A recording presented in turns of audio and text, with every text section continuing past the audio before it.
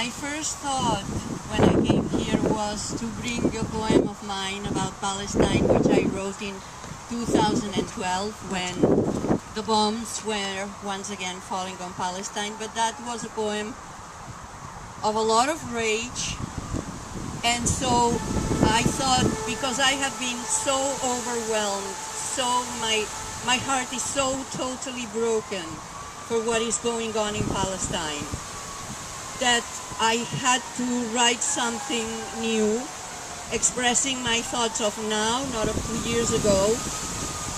And I had to, in spite of all the horror, create some beautiful images. And so I came up with this poem. It's called, "To Me, Israel Has Ceased to Exist." A healing poem from our soul. To me, Israel has ceased to exist. I vow I will never, can never step on that no place of nightmare, hatred, cruelty, and terror. I am made of stardust, a creature from a universe of light and dark, playing and dancing the balance of joy, the rhythm of movement and quiet, both huge spaces of gestation and birth, of creation and desire, of truth and mystery. A world of beauty immense where life, that spark of abundance, inhabits with passion unrestrained. And now, fully awake, I find myself in a landscape where truth resides, where I am surrounded by Palestinian infants and children and whole men and whole women restored to their essential dignity, to their birth-given integrity, with a smile of freedom and serenity on their face.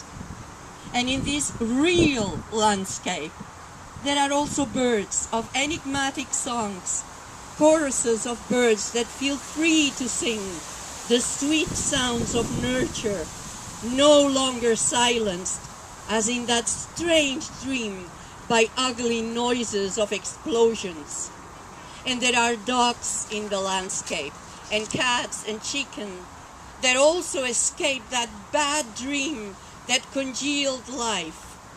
Like when we find ourselves asleep and frozen by fear, but with a sudden rising from that world, we escape those monsters inside our mind and feel immediately relieved that it was only a dream, already receding into oblivion.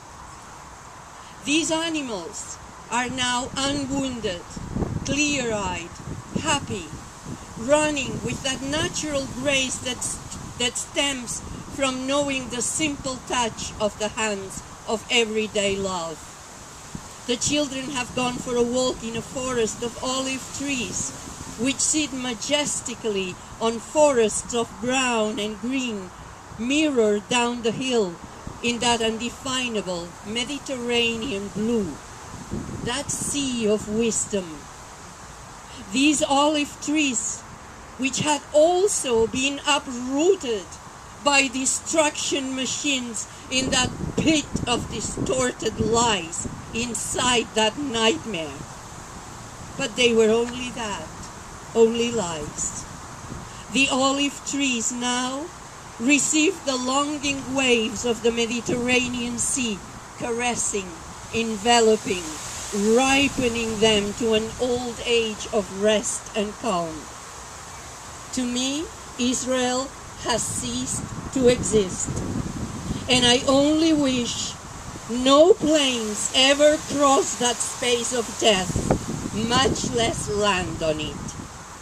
No artist goes to lose its soul on that desolation. No visitor crosses that infertile swamp of blood and missiles, or loses its vision and its heart in that desert.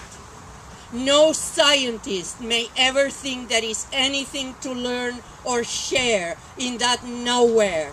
No person who puts on or eats or surrounds itself with garments or things that have a genocidal epidemic imbued in them. No one who trades in ugliness for only soul death and void can be traded there. No one who even remembers what Nazi Zionism was like. I know this is the real landscape.